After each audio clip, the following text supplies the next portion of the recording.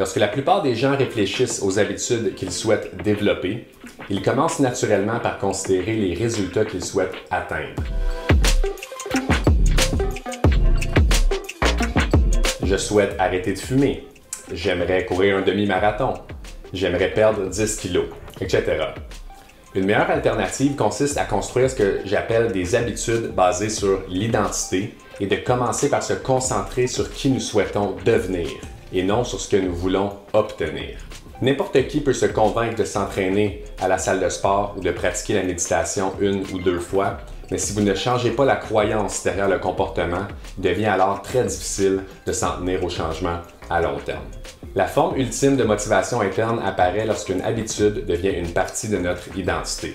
C'est une chose de dire « je suis le genre de personne qui veut ça », sauf que c'est quelque chose de très différent de dire « je suis le genre de personne qui est ça ».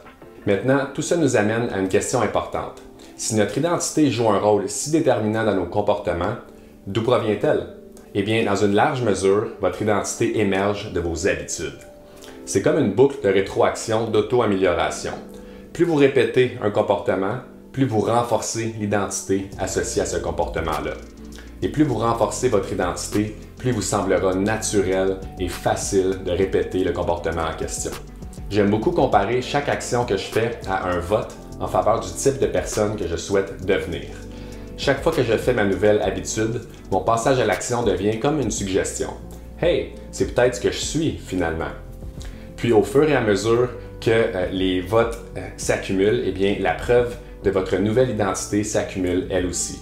Et lorsque votre comportement et votre identité sont pleinement alignés, vous ne cherchez plus à changer de comportement. Vous agissez simplement comme le type de personne que vous croyez déjà être. Donc, réfléchissez bien à l'identité que vous souhaitez incarner et demandez-vous quel est le type de personne qui pourrait obtenir le résultat que je veux. Au début du processus de mise en place d'une nouvelle habitude, c'est beaucoup plus important d'accumuler les votes en faveur de l'identité que vous souhaitez incarner plutôt que d'espérer obtenir un résultat quelconque. Et n'oubliez jamais, mes chers amis, qu'avec chaque micro-action que vous effectuez, avec chaque vote accumulé, votre discours intérieur commence à changer et c'est exactement de cette manière qu'une micro-action que vous répétez chaque jour peut vous apporter des résultats triomphants au fil du temps.